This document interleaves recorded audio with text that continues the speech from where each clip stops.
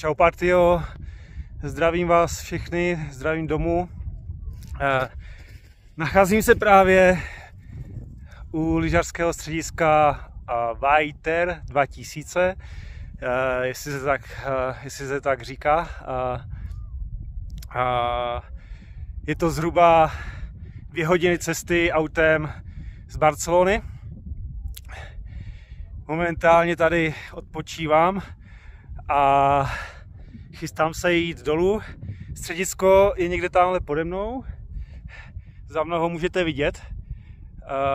Já jsem tady vystoupal, že má do takového pěkného kopce, který vypadal moc pěkně na sjezd, ale není tady moc sněhu. Nahoru se dám, jak můžete vidět, tak tady vedou serpentinky nahoru. Někdo to zkoušel úplně nahoru, viděl jsem i nějaké odvážlivce, co to sjížděli dolů, ale jak říkáme u nás v Beskydech, je to proskální.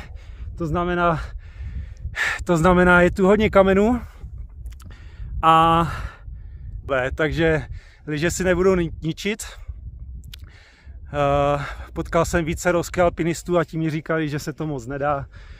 Já to vidím podobně, jak se dívám tady do okolí po těch kamenech, takže to obracím a půjdu dolů. Asi ani nebudu nasazovat lyže a prostě to sejdu.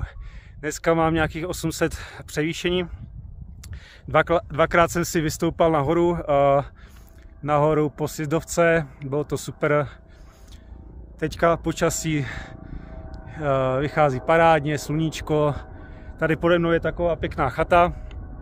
Na občerstvení, nevím, kde mám ukazovat tím prstem. To totiž nevidím, když mám ty brýle. Kde přesně ta chata je. No prostě někde za mnou můžete vidět, že tam je chata.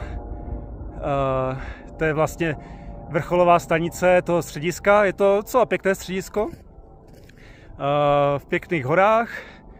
Ty hory mají tady něco do sebe. Tady v té části nacházím se vlastně ve východních Pyrenejích, katalánských Pyrenejích, což jsou vlastně, dalo by se říct, nejbližší Pyreneje z Barcelony. Úžasné v létě, na jaře, na podzim. V zimě, jak můžete vidět, úplně to není s tím sněhem tady tak dobré. Kdyby tady toho sněhu bylo hodně, tak je to úplně super na ty skialpy a na ty sjezdy, tady freeridy.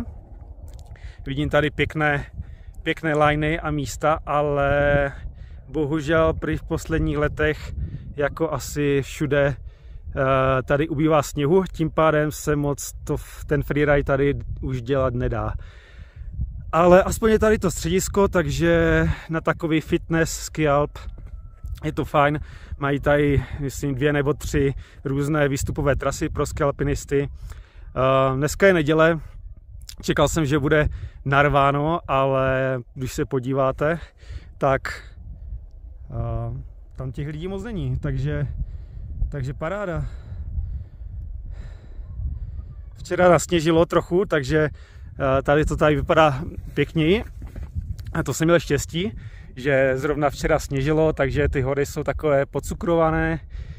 Je to tady vlastně pěknější díky tomu. No a co dál? No.